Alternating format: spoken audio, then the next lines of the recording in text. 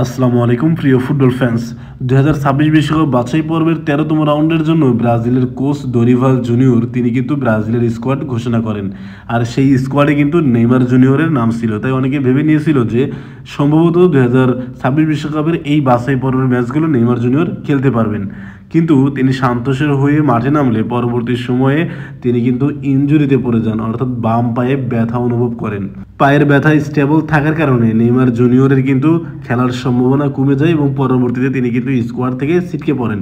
আর নেইমারের জায়গায় দলে ইনক্লুড হয়েছে এনরিক। নেইমার জুনিয়রের পজিশনের দিকে যদি আপনি তাকান তাহলে দেখতে পারবেন তার মেইন পজিশন হচ্ছে লেফট উইঙ্গার, কিন্তু সেকেন্ড স্ট্রাইকার এবং অ্যাটাকিং মিডফিল্ডেও তিনি কিন্তু খেলতে পারেন। তবে তিনি অধিকাংশ সময়ই লেফট উইঙ্গার হিসাবে খেলেছেন।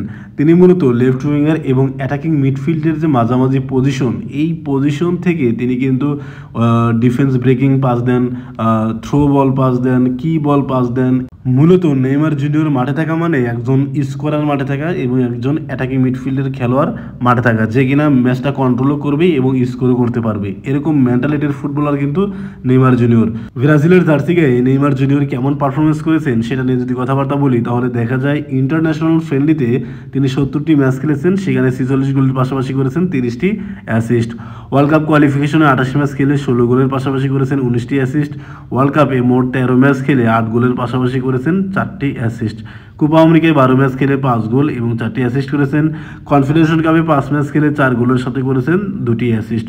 ওভারঅল 128 ম্যাচে নেইমার জুনিয়র 79টি গোল করেছেন এবং 59টি কিন্তু অ্যাসিস্ট করেছেন। তাই বলাই যাচ্ছে 128 ম্যাচে সরাসরি 138 গোল অবদান রেখেছেন নেইমার জুনিয়র। এদিকে ইনজুরি থেকে ফিরে সান্তোসের হয়ে এখনও পর্যন্ত পাউলিস্তাতে 7টি ম্যাচ খেলে 3টি গোল এবং 3টি কিন্তু অ্যাসিস্ট করেছেন। এএফসি চ্যাম্পিয়ন কাপে 2টি ম্যাচ খেলে কোনো গোল বা অ্যাসিস্ট তিনি করতে পারেননি। ওভারঅল এই সিজনে সান্তোসের হয়ে মোট 9টি ম্যাচ খেলে 3 গোলের পাশাপাশি করেছিলেন 3টি অ্যাসিস্ট, অর্থাৎ 9 ম্যাচে সরাসরি 6 গোলে কিন্তু অবদান রেখেছেন নেইমার জুনিয়র। যার কারণে নেইমার জুনিয়র কিন্তু ব্রাজিলের স্কোয়াডে ফিরে আসেন। পরবর্তীতে আবারও ইনজুরিতে পড়লে ব্রাজিলের স্কোয়াড থেকে কিন্তু ছিটকে পড়েন।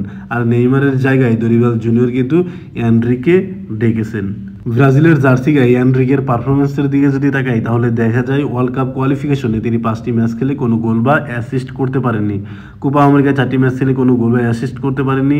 ইন্টারন্যাশনাল ফ্রেন্ডলিতে 4টি ম্যাচ খেলে 3টি গোল করেছেন। ওভারঅল এনরিক 13টি ম্যাচ খেলে 3টি কিন্তু গোল করেছেন।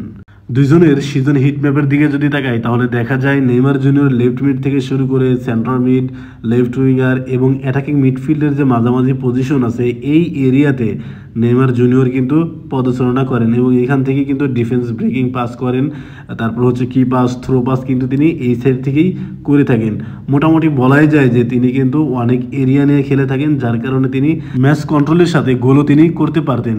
এনরিকের দিকে যদি তাকাই তাহলে দেখা যায় ব্রাজিলের জার্সি গায়ে এবং রিয়াল মাদ্রিদের জার্সি গায়ে তিনি কিন্তু মাঠে নামার তেমন সুযোগ পাননি।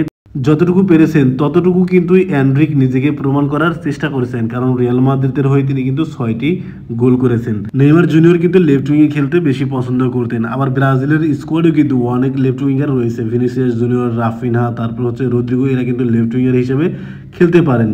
তাই নেইমারের জায়গায় কোনো লেফট উইঙ্গার না ডেকে দরিভাল জুনিয়র কিন্তু একজন সেন্টার ফরওয়ার্ডকে ডেকেছেন। নেইমার জুনিয়রের পরিবর্তে এনরিকে স্কোয়াডে রাখা ঠিক হয়েছে কিনা সেটা অবশ্যই কিন্তু কমেন্ট বক্সে জানাতে পারেন। ধন্যবাদ।